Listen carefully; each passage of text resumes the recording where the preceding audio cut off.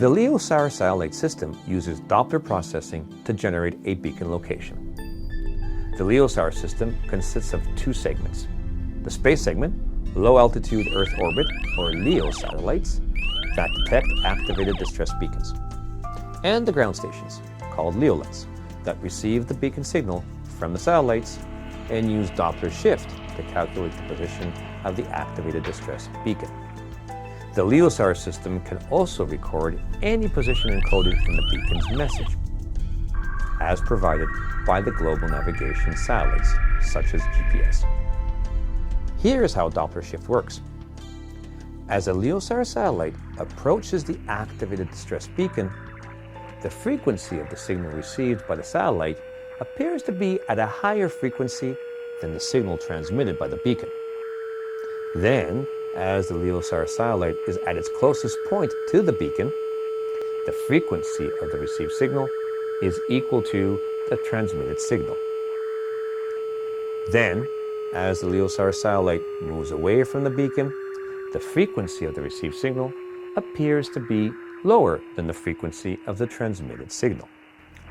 When the received frequency is plotted over time, the result is a Doppler curve, which gives us a Doppler position. A LEOlet needs to detect at least 3 beacon bursts to compute a Doppler position estimate. With each LEO-SAR satellite pass over the activated beacon, the LEOlet produces 2 position estimates for each beacon detection, often called the A and B position. One will be close to the correct beacon location, and the other will be its mirror image, which is the reflection of the correct location on the opposite side of the satellite's ground track.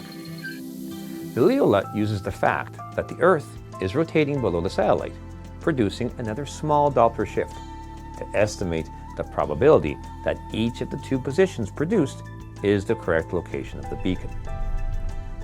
The LEOlet cannot always correctly identify which position is the real beacon location based on one LEO-SAR satellite pass alone.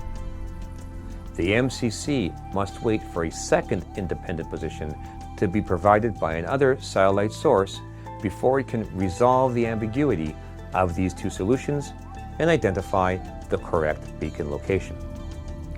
Some of the key parameters that are used to define the Doppler curve and the independent position estimate that is generated by the LEOlet solution processing include time of closest approach, TCA, and cross-track angle, CTA. The time of closest approach, TCA message field number 14, shown on the screen here, is the time when the satellite passes closest to the beacon, which is identified using the inflection point in the Doppler curve. The cross-track angle, CTA, message field number 17, shown here, is the angle measured between the satellite and the beacon from the center of the Earth through the TCA.